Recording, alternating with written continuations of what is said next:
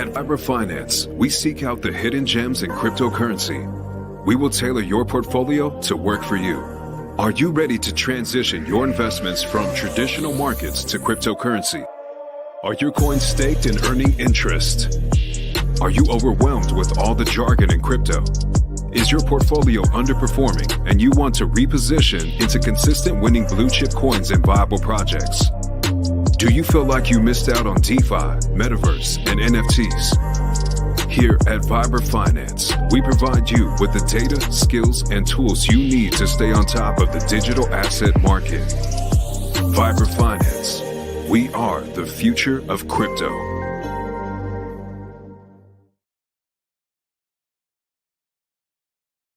Good morning, everybody. Welcome back for another episode of Viber Live. My name is Adam. I'm the CEO of Viber Finance. If you are new to the channel, please like and subscribe. We're streaming now 4 or 5 times a week. Really getting into it as we approach, I would say, crypto spring. I think the bottom has kind of been solidified as being in the end towards the end of last year. So exciting times ahead for all of us. What's up, Lizzie? Godfather J6, how you doing today? What's up, Tin Top? Good day to you, fellow Hexicans, soon to be Pulsicans, Pulsexicans. Yeah, this is great to see. So lots of stuff to cover today, guys. Want to start with there's been a lot of well, first of all, happy ISO 20,022 day. Today's the day. It is live for all banks now using financial messaging. They now have to adhere to these new ISO standards. The world is going green. Carbon credits are coming. So it's here. It is what it is. But don't be worried about that. So the thing I wanted to talk about today was deposit tokens, because a lot of people I talk to, they are so worried. They see articles online. They're not in crypto every day. They're more business people, guys that, don't have time for crypto. And, they obviously stay involved with it, try to catch news lines here and there, but it's always FUD and fear. It's never positive stuff. And lately I've been getting so many questions about stablecoins. Are they going to ban them? Are they going to be gone? What's going to happen? CBDCs, are they going to take over everything? And the more I look into it, the less scared I am of all this stuff, to be honest with you.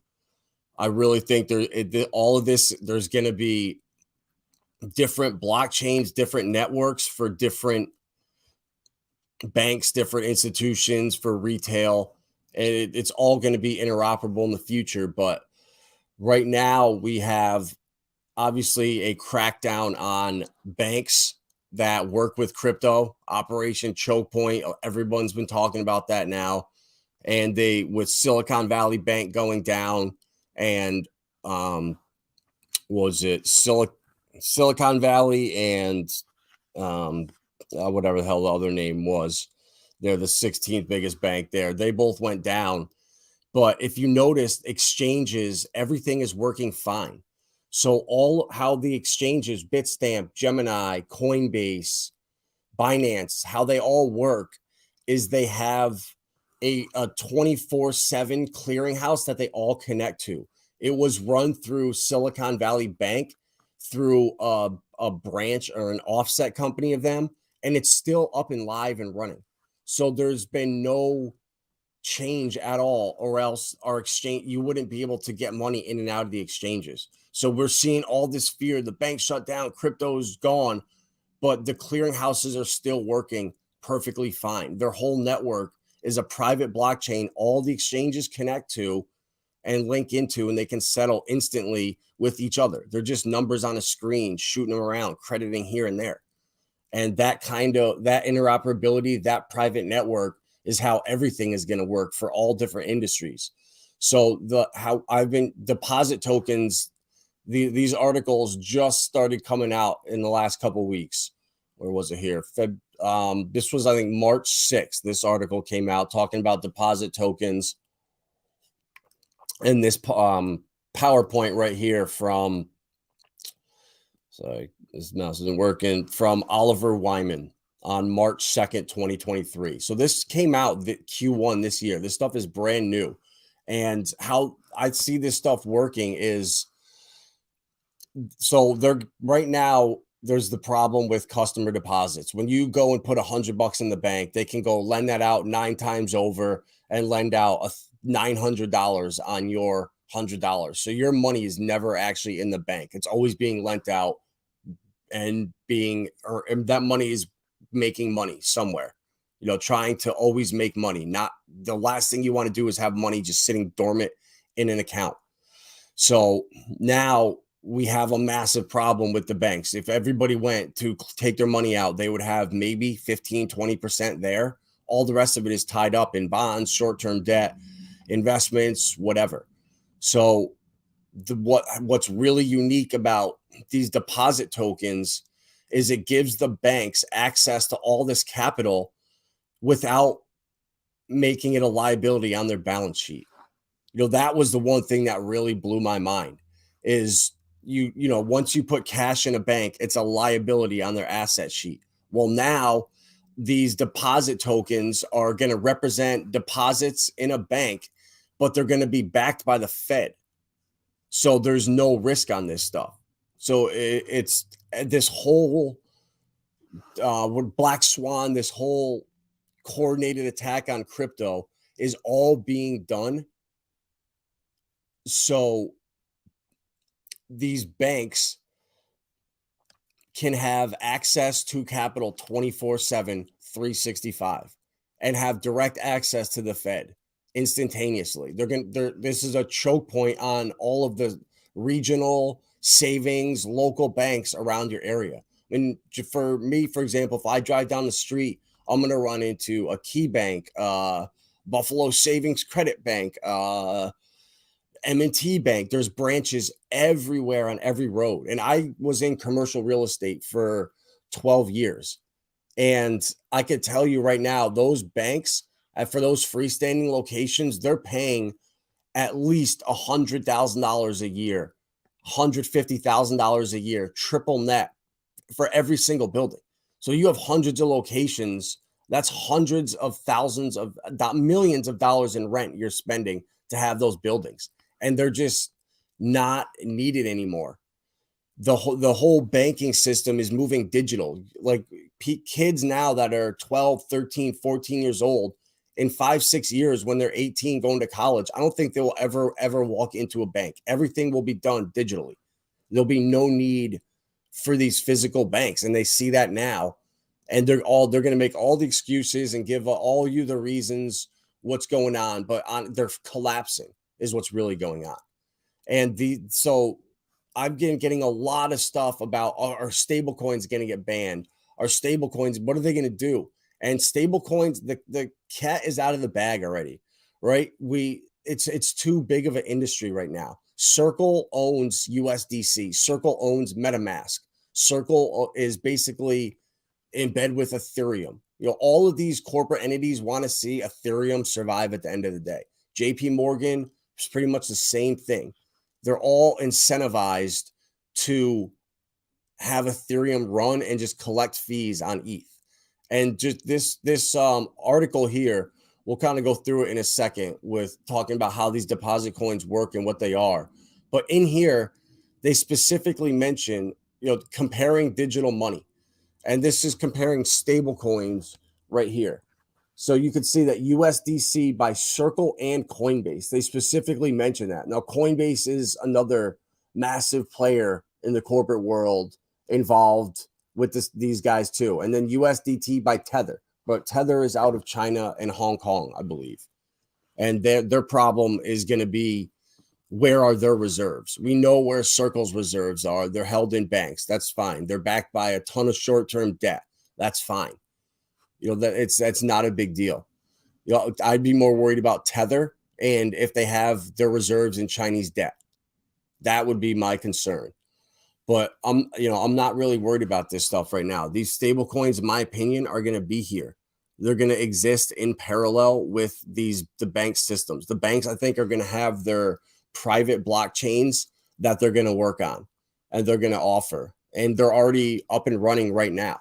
We have ONYX, for example. That's JP Morgan's blockchain that they have right now that's up and running. And you can go to jpmorgan.com/ONYX and it'll tell you all about it. ONYX is at the forefront of a major shift in the financial services industry. We're the first global bank to offer a blockchain-based platform for wholesale payment transactions, helping re-architect the way that money, information, and assets are moving around the world. So ONYX right here has pioneered the world's first blockchain platform for those payments. And they have a bunch of different spinoffs that work with this. They have Link, their leading exchange information network that enables seamless data sharing between institutions. So that's all the banks having their own private network to do transactions on. Coin Systems focused on the digital solutions for the transfer clearing of money, which can be applied to a variety of systems and ledgers. And you can come, if you want to go on this website and just click on here, and it'll run you through everything, what's going on right now in all of these different categories. And it was kind of, I didn't run through this until late last night, and it's really interesting, the stuff that they have here.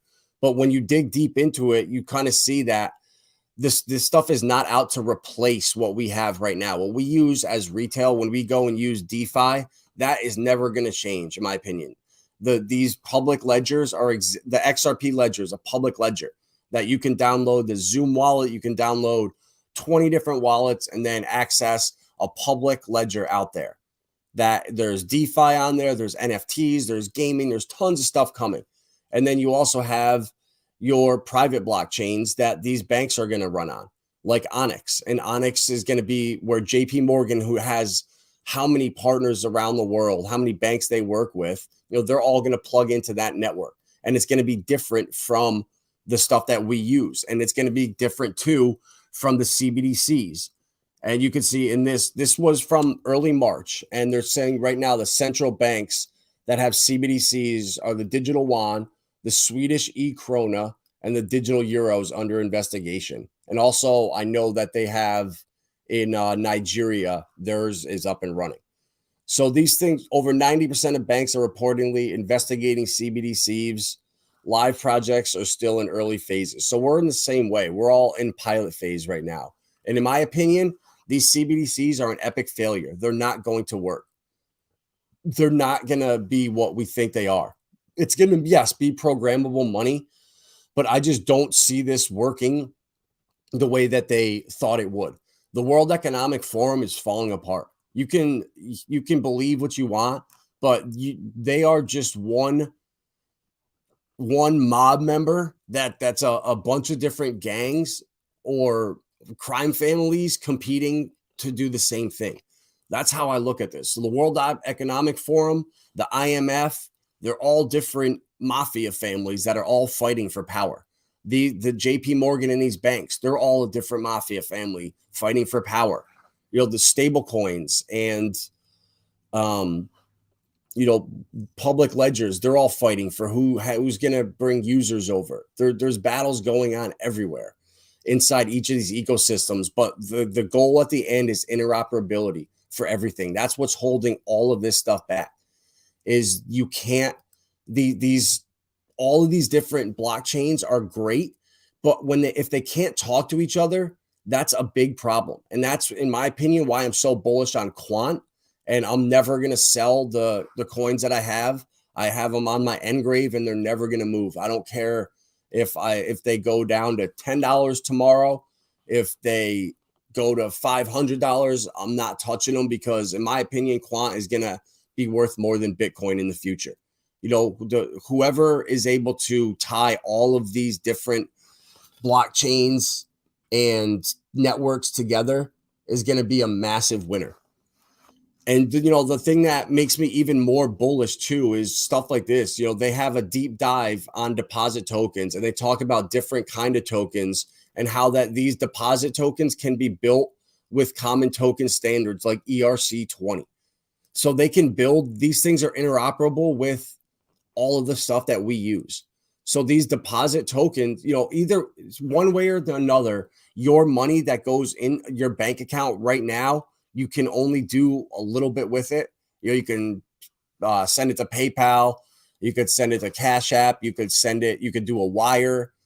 But once that money is once you can take that money and it's in the bank and then you can use it inside their network, that's going to open up so many more doors. And that's where I think this stuff is going. All the programmable money, all of the nightmares you hear about CBDCs, that stuff is going to be used for banks' blockchain. So when you go in and you want to buy a savings bond for your son or your daughter or your nephew or something, you can go into your bank account and use what you have there. It'll be you can transfer your dollar to whatever it is, a deposit token at JPM or JPM coin. And then you can swap that out for cryptos. You can swap it out for stocks. You can swap it out for a tokenized bond, a savings bond, all of that. That's where all this stuff is going, a one-stop shop.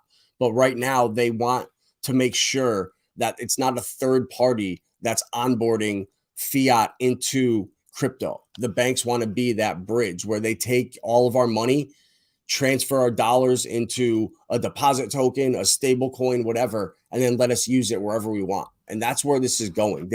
In this whole article here, never once did they say anything about, competing with what's out there right now, competing with retail. This stuff is all meant for the banks and for their private networks. And these deposit tokens are just a way that banks can now have deposits and cash tokenized or digitized without any liability, and basically bailouts whenever you want from the Fed. JP Morgan, and they're going to have a public and a private blockchain. And that's going to be able to sync to all the public blockchains out there. They're all going to be interoperable with each other. So I'm really starting to not fear anything. And I'm seeing why you need programmable money and stuff like that, because it's going to be used for these guys. The CBDCs, if you make programmable money and try to tell someone you can only use this here or there, that's not going to fly. It is not going to work at all. And if it's failing epically in China and Nigeria, the only two places they rolled it out, there's no way in hell it's going to work here. And the regulators know that. And the United States right now, we're just in like a stalling program, or a stalling program, and kind of just like a stalling point with regulation. Gary Gensler has zero power to declare what's a security. Any of the stuff that he's doing, this is all a narrative. Just look at him like an actor. Everything has to be done through Congress. Laws have to be passed. They can make recommendations. They can bring lawsuits upon people, but it's all frivolous stuff. They're never going to be able to ban anything. Gary can do it. He can tell you he's going to ban everything, this and that. But until he gets Congress or the law on his side, it's not going to happen. So I just see so many of my clients and people I talk to fear this stuff. And it's having this conversation with them, it's just like, oh, wow, I'm really fearing this stuff for no reason. I have nothing to worry about. If anything, I think we're going to be grandfathered in to whatever systems are coming in the future. All of these coins, like Library, the secondary sales have already been ruled not a security. So that means, in my opinion, so many of the coins that we're trading, these ERC20s and, on Binance, some of these altcoins, these games and stuff, there's no way secondary sales are going to be securities or banned.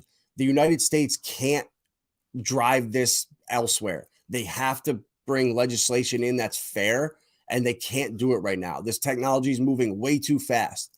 It's going to be another year or two until everything around the world is up and running. It's not a coincidence why in Hong Kong, Singapore, Europe this summer, everything is going live. The United States can't screw this up. They can't do what China did and try to force CBDCs on your throats, create a civil war. It's not going to happen.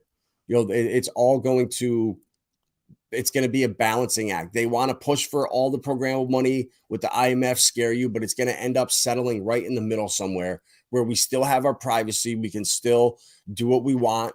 And if that's not there, people are going to just revolt and just go back to cash, gold, whatever. We can trade, pulse chain hats for money if we really want to. It's the same thing. It's all just perceived value.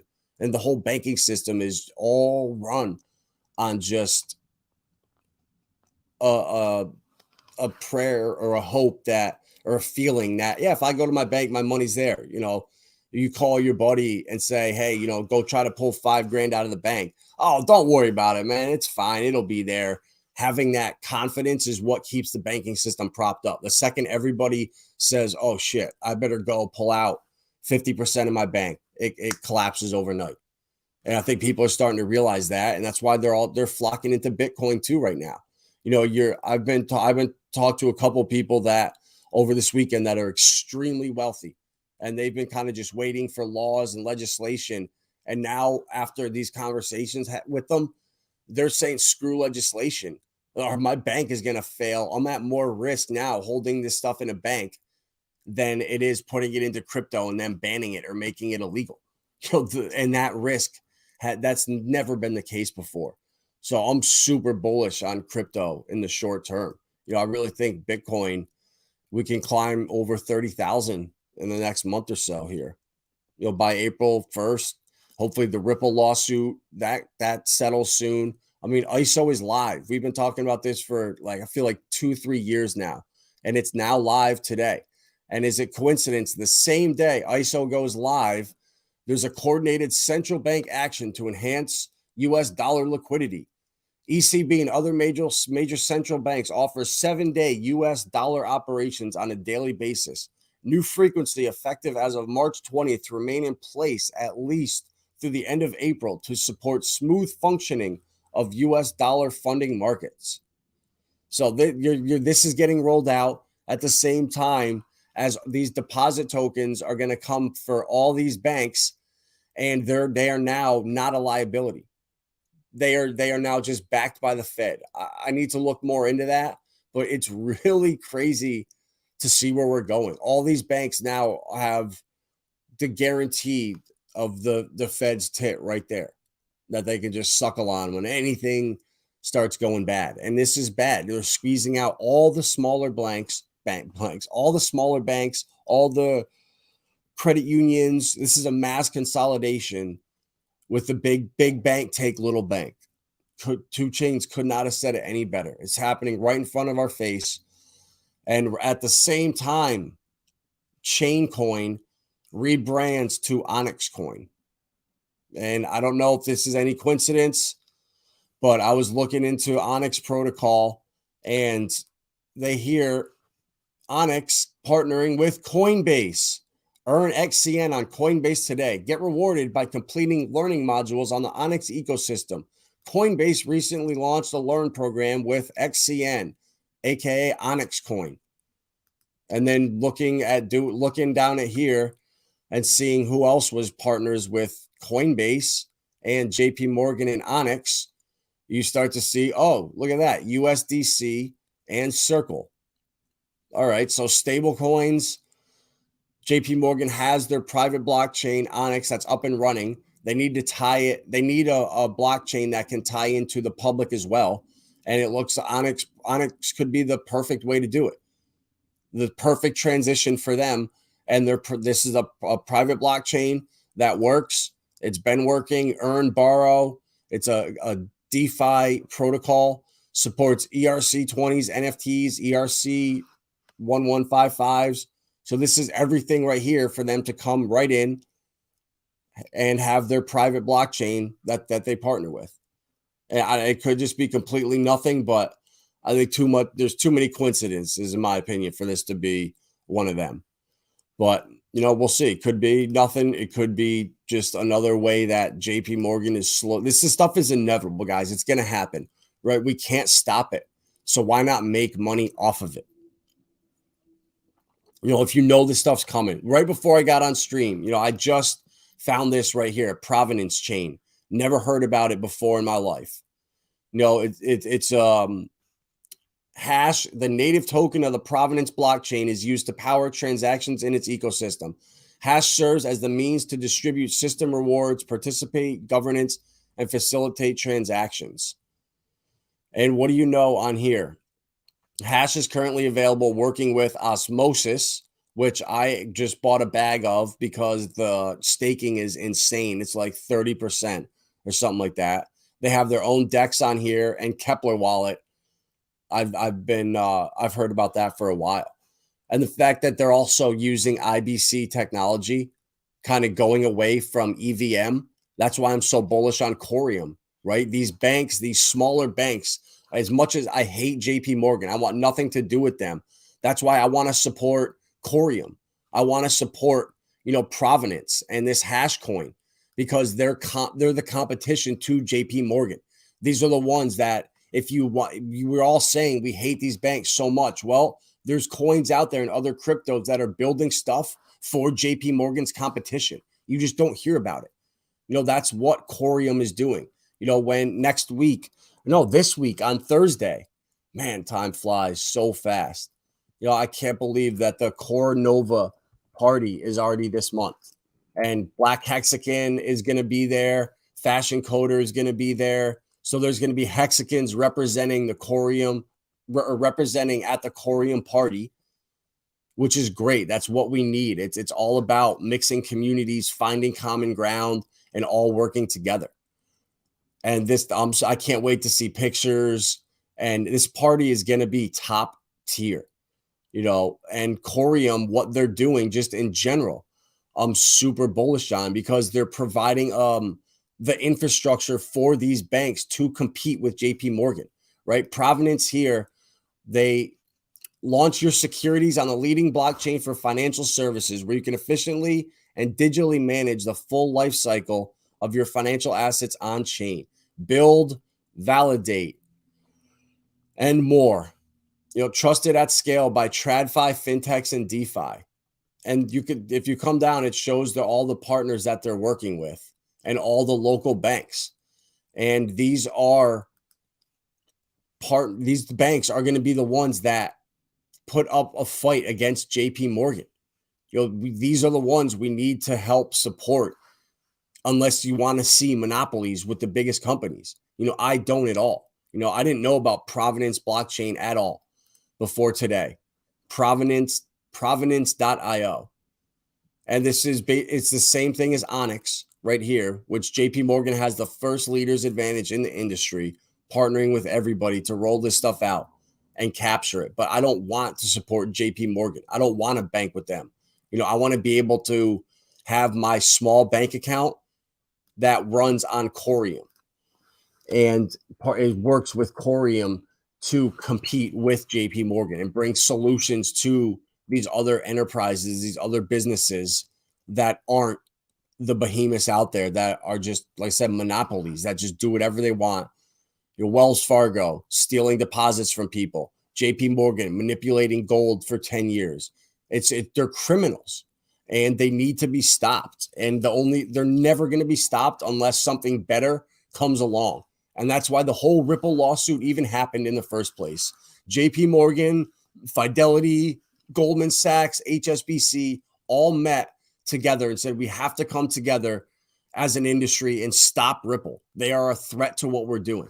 And it's no coincidence, 2 months after that meeting, the Ripple lawsuit was born and dropped on Ripple to completely stall them. But they are about to settle, I think, in the next couple months, and they're going to disrupt so much in the cross-border payment system.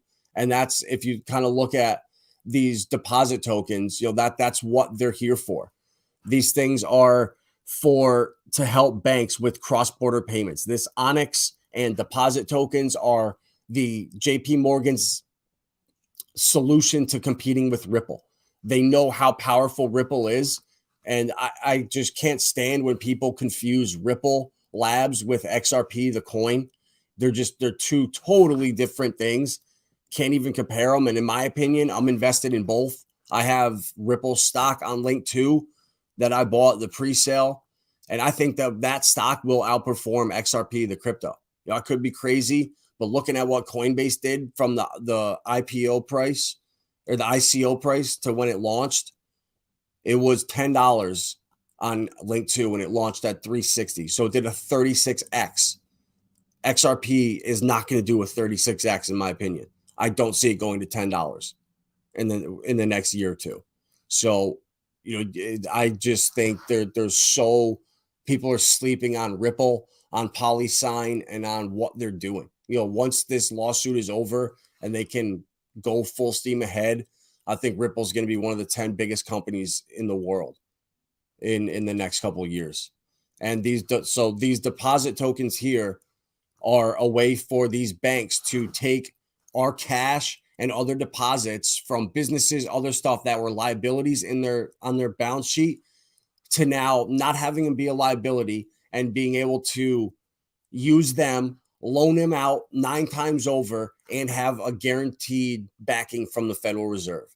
And they're saying this is going to help 24/7 transferability, as well as direct faster funds between counterparties and banks. And it's all just bullshit.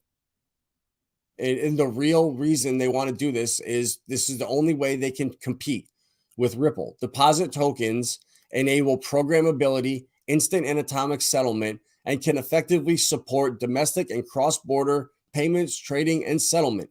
Unlike stablecoins, deposit tokens also benefit from connectivity to traditional banking infrastructures and regulatory safeguards to support bank deposits. So these are coming, guys. It's gonna, I would say, midsummer. The digital money landscape is still emerging, and various types of digital money will compete to serve different use cases. We believe deposit tokens will become a widely used form of money within the digital asset ecosystem alongside central bank digital currencies. And another thing too is this is a hedge against CBDCs. This is a hedge that the banks can roll something out before these CBDCs launch, because we know how bad these are going to be. The CBDCs, they're horror stories everywhere. And when I am talking with clients of mine that are almost in their 70s and they know about CBDCs, that's a really good thing. The average person is waking up to what's going on, and the IMF, in my opinion, they're failing. It's not going to pan out like we think. Everything right now is these guys are focused. Goldman Sachs, BlackRock, they're all focusing on tokenizing assets. And these deposit coins here are going to also help facilitate tokenizing assets. They're going to be able to take their cash deposits and use them as a non-liability to tokenize everything possible. For everything that these banks can get their hands on, they're going to tokenize. For like bridges, historical monuments, national parks, anything you could think of will be tokenized and running on their blockchains and on their, hopefully they want it on their private networks. I hope that stuff is trading on their private chain or their public chains like ONYX, something like that, or even like the XRP ledger, something, that's even fine. If this stuff launches on there, we all as the public have access to it.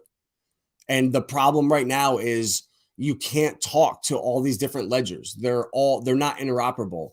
And like I said earlier, that's why I'm so bullish on Quant, because they are the ones that are the glue, the interoperability for all these different blockchains, for CBDCs, for ONYX, for these Providence. All these different blockchains are going to have to be able to come in and talk to each other. And in my opinion, Quant is the one that is going to be doing that. And this stuff is going to take a couple of years until it's rolled out. So if you can understand what's coming, how it's coming, you can front run it, and you can invest in these projects that are going to be used for this system that's coming. Provenance chain right here, they have their coin, Hashcoin. I've never heard of it before today, but these guys they're huge on tokenizing assets, financial assets such as stocks, bonds, and bank deposits, intellectual properties such as patents, trademarks, copyrights, natural resources such as oil, gold, timber, real estate, commodities, personal property. Just like cryptocurrencies, tokenized assets can be bought, traded, and held in digital assets or digital wallets by individuals or managed by an investment platform. On Provenance blockchain, all tokenized assets, including cryptocurrencies. So that's key. Where I really think we're going to be grandfathered in. If you own the ERC20s, on MetaMask, MetaMask is owned by who? Circle and basically Ethereum, right? A JP Morgan. All these companies, they own MetaMask. So we're using their software right now subconsciously, not even knowing it.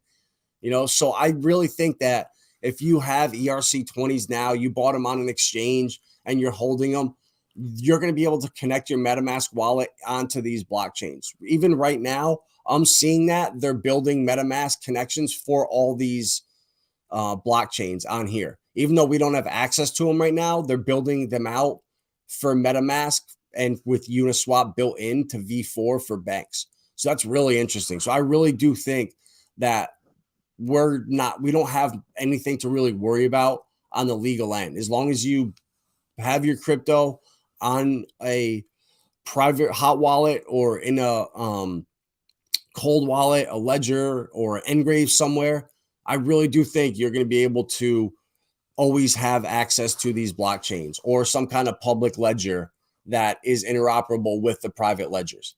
Like I've been saying it for a month now, a one-stop shop is where we're going. Where you can come in and log into whatever site it is, hexassets.com, and you log in and you can come in and buy a share of Tesla stock. You can buy a share of Amazon stock.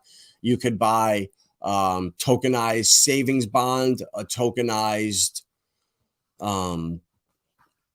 so many different things, a bond, something like that. Any oil, somebody has a barrel of oil that they have tokenized. Someone has a Rolex for sale. All these different things are going to be tokenized and trading 24/7 on these marketplaces. And it's really cool when you kind of see where it's going and you don't have to hear the FUD and this, oh my God, CBDCs are coming and we're never going to be able to do anything. I don't see that at all. I see the polar opposite. I see the cat out of the bag and all these companies and banks scrambling around to do their best and build what they think is a superior product. But I don't think they will. I think this stuff is all going to fail, except maybe ONYX, something like that. I think CBDCs are going to be an epic failure, and it's going to be a blend of what we have right now. I don't think stablecoins are ever going away. USDC and Circle right now, the DOJ can shut down and blacklist or black hole wallets whenever they want. So Circle or Tether and USDC are the regulator's best friends in a sense. They would much rather have those stable coins than privacy coins. I can almost guarantee you that. So I don't see stable coins going anywhere. I see right now just a mass consolidation, just like with all the banks out there, getting rid of the small credit unions, small local banks, small regional banks. They just don't need them. And once they can kind of clear all that out, it'll be a big consolidation towards the big players. And then they'll roll out their private blockchains that are all interoperable with each other on the back ends so they can all transact together. It's just like all the exchanges right now.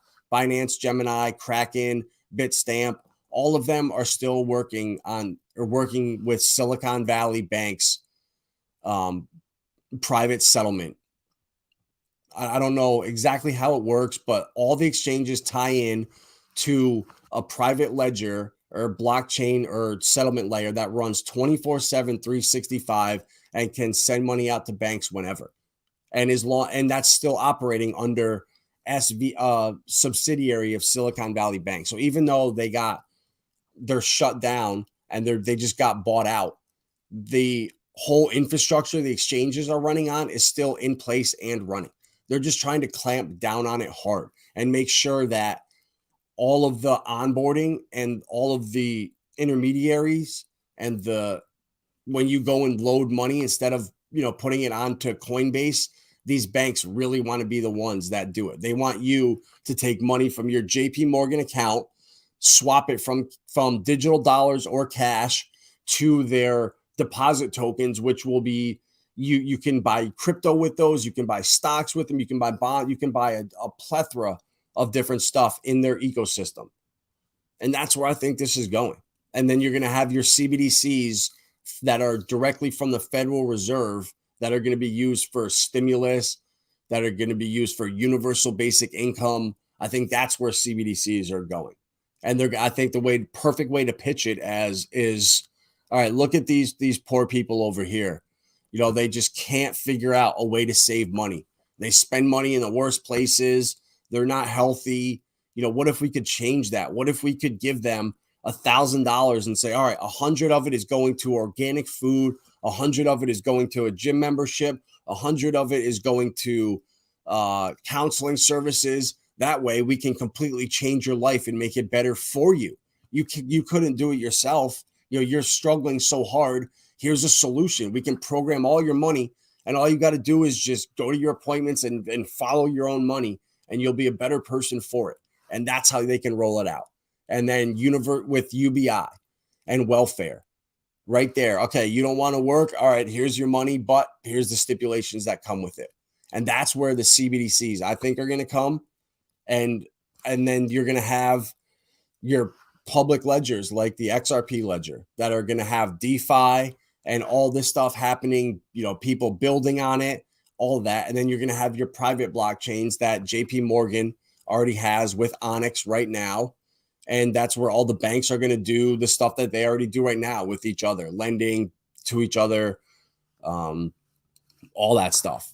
And I just don't see this just coming out and all being banned. I really do see it being kind of grandfathered in. Anyone that holds crypto in MetaMask or on a wallet, you'll be able to take that and plug into a private ledger, or certain assets will, if they're not scam coins or if they're solidified, you'll be able to bridge them over into your accounts and use them. You might just have to, instead of having it in your own private account, you'll be trading it inside your account with your bank. Like, our bank accounts are going to change so much when we use them. We're going to log into Bank of America and be able to buy crypto, tokenized stocks, tokenized bonds, NFTs, oil, gold, everything. It's going to be a one-stop shop. And that's where all this is headed. And right now, the US, we're just kind of sitting back and waiting for this stuff to happen and see what works around the world, what fails. And this too was another rabbit hole, that USDF consortium. I did not even know about this until literally an hour ago. And all these banks that they're working with, banks already offer digital dollars. USDF will be controlled exclusively by insured depository institutions. USDF will help facilitate faster, cheaper payments for banks, although customers will not interface with USDF, just as they do not directly interface with other clearing settlement rails like FedWire. USDF transactions will settle into traditional deposit accounts.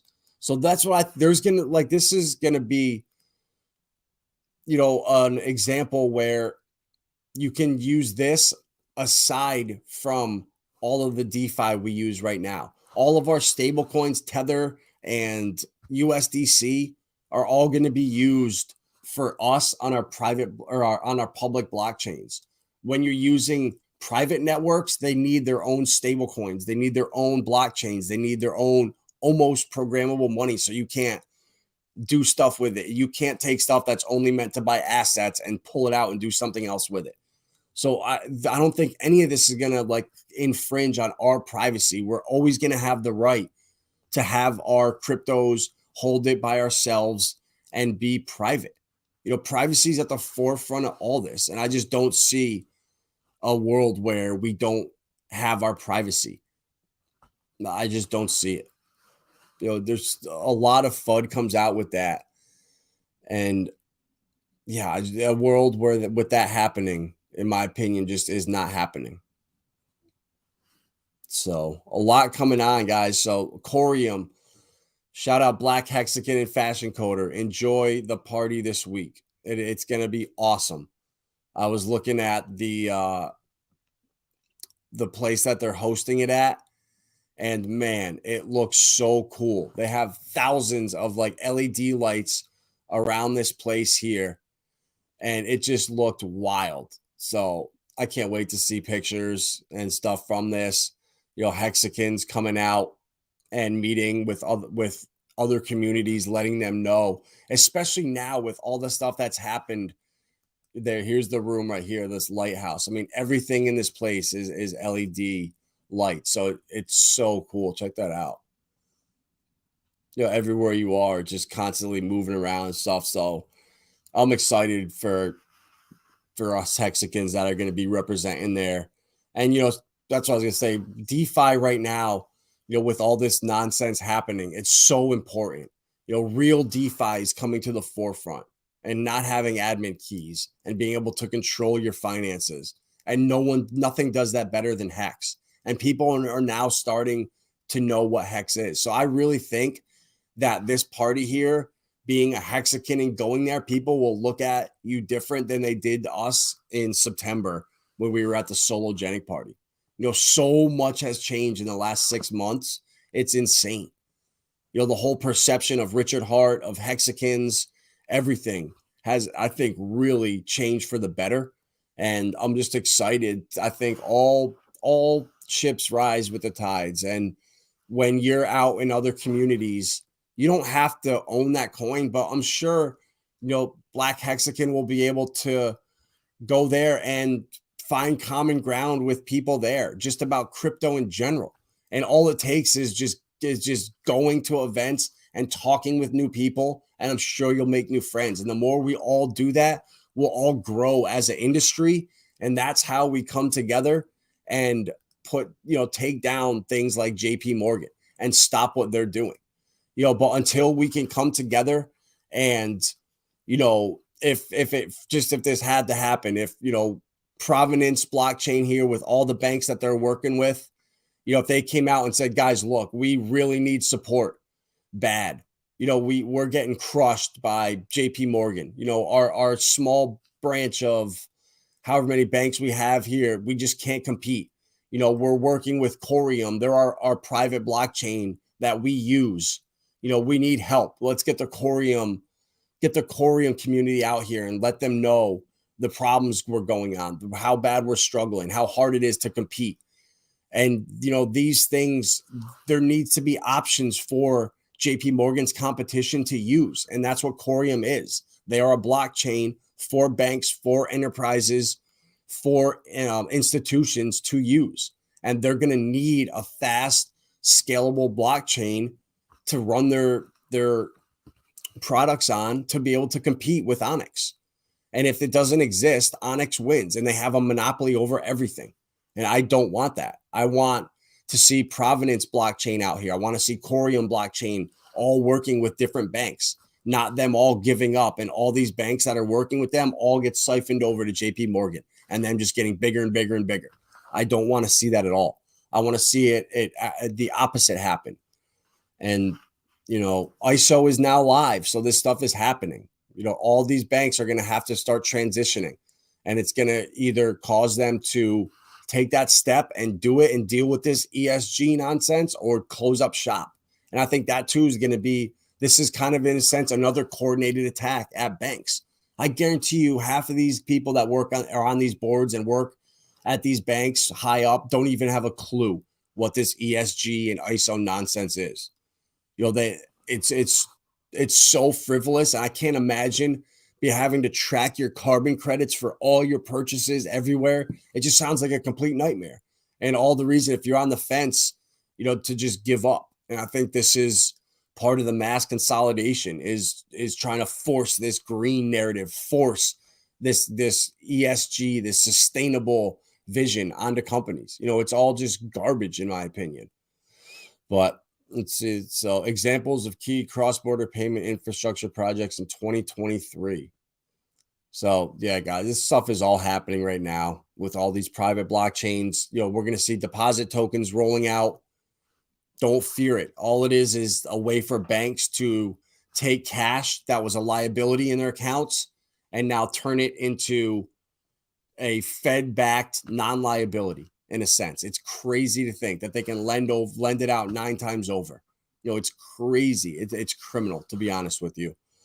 But keep your head up, make a plan and don't stray from it. That's the thing that I've seen that has been the most successful for people is creating a plan and sticking to it and not getting fudded out by the dumbest things. Bitcoin got banned in India 1,000 times, in China 1,000 times. And what do you know? Those 2 countries are now going live with full clarity in this summer as the United States sits back and watches. And we're going to continue to do that, guys. I don't expect any legislation. I don't expect the Ripple lawsuit, if it ends in the next month or 2, to be favorable. I think it'll be a okay settlement, but I'm honestly fearing them having to go take this to Supreme Court, and they will win at the end of the day. But this is a stall tactic to let all these banks catch up to how far ahead Ripple was with their technology, with their cross-border payments, and how big of a threat they were to the collapsing banking system. And I think that it was a wake-up call, and these guys are building out their competition. And let's see if it works. Let's see if it is able to compete with Ripple. I hope it doesn't. I hope all this shit fails and these banks just go under, to be honest with you. And out of that spawns a true decentralized way of doing finance. But we'll see. The powers that be don't like to give it up. But when you have a technology that works that much better, it's going to win at the end of the day, in my opinion. And just seeing Provenance blockchain coming out, already working with all these different banks. This is the competition to JP Morgan. This is the stuff you have to support if you don't want JP Morgan to work. They have, let's see, where is the coin? Hash was the coin. Here it is. Sorry. Hash is the coin on here, the utility token, and they're partnering with Osmosis and stuff. So just seeing that they're offering a coin that you can buy for the public that's an ERC20, it just shows me that it's going to be grandfathered in somehow. Somehow owning these coins, secondary sales of them is not a security. That library ruling and saying secondary sales of library are not a security, aren't securities, that's everything I think that I needed to know. So I'm going to continue to just keep DCAing into coins that are blue chips in this industry. I really think people are sleeping on these blue chip coins, stuff like Stellar, XLM. That now is MoneyGram. XLM owns MoneyGram. They are now all micro settlements around the world. And at like 8 or 9 cents, whatever it is, I just look at stuff like IBM stock, Coca-Cola. These stocks have been around for 70, 80 years. And these cryptos are now 4 years old. These cryptos, the ones that survive the test of time, are going to be around for 20, 30, 40 years. So this is generational type wealth that you can buy. You can leave to your kids that said, holy shit, that you bought Stellar at 10 cents. You bought Hex at under a penny. You bought, Pulse Chain. You sacrificed for it. Like that stuff is going to be like, we're going to be legends in the future for this stuff. And I see where it's going. And when people like Algorand, for example, people saw a picture with Hillary Clinton on their page and everyone, I'm done. I'm out of Algorand forever because a picture of Hillary Clinton. Well, in 10 years, I promise you, when she's dead, no one's going to remember that post. And when Algorand is $15 a coin and you had a chance to get it at 20 cents, that's generational wealth that you can create for your family just from hodling these assets that people tell you suck right now. And they're horrible. Even Solana. I've been bullish on Solana throughout this. Every one of my streams, find me one where I talk down on Solana. When FTX crushed it down here, when it dropped down to $14 and then down to $10, I bought a ton of it in my iTrust, in my IRA. I sold 2 ETH and put it into Solana. That's how much I believe in it in the long run. And it was all FUD, in my opinion, that drove that price down. So in 10 years from now, being able to buy Solana at $10, even if you strike out on, you buy 10 coins, right? You buy XLM, Algorand, you buy HBAR, you buy Quant, you buy Dogecoin, and Dogecoin falls off, it does nothing. Even if you hit on 3 of those In 25 years, that's generational type wealth. I'm not kidding. The new 1% is going to come from cryptocurrency owners. And I made that mistake last bull run with the Decentraland Sandbox selling $100 worth. And that $100 would have been $40,000 at the top of the bull run. And making those little sales, I'm never doing it again. I'll hold the coin to zero, then make that mistake again. And I really do think these cryptos are the next IBMs, the next Amazons, the next Teslas, all these stocks that people are obsessed with in traditional finance. These cryptos are going to be the blue chips to them for the next, 20, 30, 40 years, hopefully. I mean, Bitcoin's been around for 15 years now, and I don't think it's going anywhere in the next 15 years. So that's 30 years right there. And these coins like HBAR that are only 3 years old, that's 27 more years for them to grow. And HBAR at 8 cents, in my opinion, I don't even, I would say, if I could, this is financial advice. If whatever you can afford to burn, put it into some Hedera, put it into some Algorand, put it into some Stellar, XLM, put it into some Cosmos, put it into some Quant, and just keep that for 10 years. Buy it, put a bag together of those coins and just put them away and don't ever lose them, and come back to it in 15 years and see where you're at. I would bet my left nut that these coins will be the next Amazons, Teslas of the world. This is the next asset class here. I don't know what's going to come after, but these cryptos that survive the death of 99% of them are going to be generational wealth builders. And so many people in the Hex community just FUD all these other cryptos. And honestly, it's the same way that these people dismiss Hex. It's just as big of a mistake for Hexicans to dismiss all these other coins. You have to diversify. You have to have a balanced portfolio. And being over leveraged into one coin, it might feel great now, but it's not the right thing to do. It's not the right strategy. So, in my opinion, not financial advice, but even, Matic, Kava, the Graph, XRP, Polkadot, Cardano, XDC. These are all coins that I think are too risky not to hold small positions of. So that's my rant for today. And that's not, this is all outside of the whole Richard Hart ecosystem with Texan and Pulse, PulseX, and every coin that's going on there, liquid loans, and man, there's so many. I'm forgetting a ton of them right now, but there's so many different ecosystems. If you can just find like a top 3 favorite projects of all these different ecosystems or narratives or niches, that's my opinion, the way to do it. Find your best gaming coins, buy 3 of them. Find the best L2s, buy 3 of them. Find the best L1s, buy 3 of them.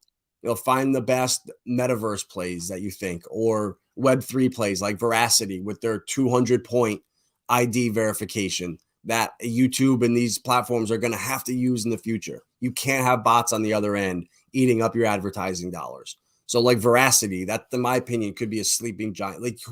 There's so many of them out there. You just have to have conviction and know what you hold and be confident in it. Do your research. Don't listen to just me. Listen to 15 of me's out there. Listen to as many people as you can. Listen to people that hate Hex. Listen to people that hate XRP. And then listen to people that love it. Get both sides. Do your own research everywhere you can. And it'll help out big time, in my opinion. IMX too. Vulcan Forged, Alluvium, Gala. I mean, I could list 50 coins that I could say, I would hold that forever. But it's just not financially feasible for me, for everybody. So everybody's different. Everyone has a different portfolio. You got to build a portfolio that's best for you, that works for you. If you're thinking 20 years down the road or 5 years down the road, you're going to have a completely different portfolio. So, don't let people tell you, oh, you're holding that coin. No, you're missing out on this and that. You have a plan. You bought it for a reason, and stick to that plan. That's the way the best do it. That's the way that the people out there that have made the most that I've seen consistently, they don't deviate at all. They wait, come in, scoop up the lows, And this is obviously once you have an amount of wealth. You know, you come in and buy when there's blood on the streets and just hodl. Hodlers win. I mean, my friends that all bought into Matic under a penny, the ones that held it and didn't sell at 100x and get greedy, they made out the most. Even though, yeah, now it's retraced, but all of us that get in under a penny, they're all laughing at me now who sold at 100x. You know, I had to rebuy it in my IRA at 60 cents when we were in it. We had 5,000 of them for under a penny. You know, that turned into an insane amount of money. And that's who wins, hodlers. You know, I don't know any traders that win. Honestly, I don't know any traders, to be honest with you. Not one do I know. A person that trades 24/7 for a living. I don't know any. So that's my rant for today. We'll be back tomorrow with another episode, getting a little bit more into ONYX and some of these private blockchains, and to not fear them at all. You know, they're going to be out here. They're going to be existent, but it's going to be for these institutions, for these banks. They need their blockchains to work on and access. And just like we need our public blockchains to use, it's the same thing. So all ships rise with the tides, guys. I really do believe that. I think that staying positive out there, and instead of like fighting with other communities out there, go out there and find common ground.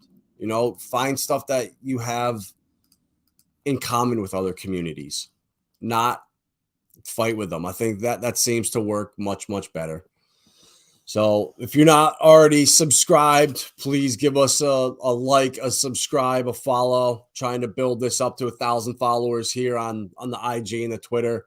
Slowly growing. Never going to take $1 or sell out for nothing. It's all organic. Never doing it for a dime. Just want to see my friends and other people do well. It's not fun to have money or be successful without other people next to you. You know, it's way better to have friends and people you care about with you, in my opinion. And Hexago's coming. You know, we're going to start building, and I can't wait. You know, in the next couple of years, I'd love to see like Hexagon farms that are self-sufficient, off-grid running, that are all like a 6-hour drive from each other around the country in the United States. And that way we can have Hexago in every state almost. And if something happens, you know, fill your gas tank up and head to the next Hexagon's compound. I really think it's possible. I'm going to try to make it happen. Anyone else that would be interested in it, that's the future, I think. Farming, self-sufficiency, not relying on the system, getting away from cities, and decentralized finance. Let's go. See you guys tomorrow. At Viber Finance, we seek out the hidden gems in cryptocurrency. We will tailor your portfolio to work for you. Are you ready to transition your investments from traditional markets to cryptocurrency? Are your coins staked and earning interest? Are you overwhelmed with all the jargon in crypto? Is your portfolio underperforming and you want to reposition into consistent winning blue chip coins and viable projects? Do you feel like you missed out on DeFi, Metaverse, and NFTs? Here at Viber Finance, we provide you with the data, skills, and tools you need to stay on top of the digital asset market. Viber Finance, we are the future of crypto.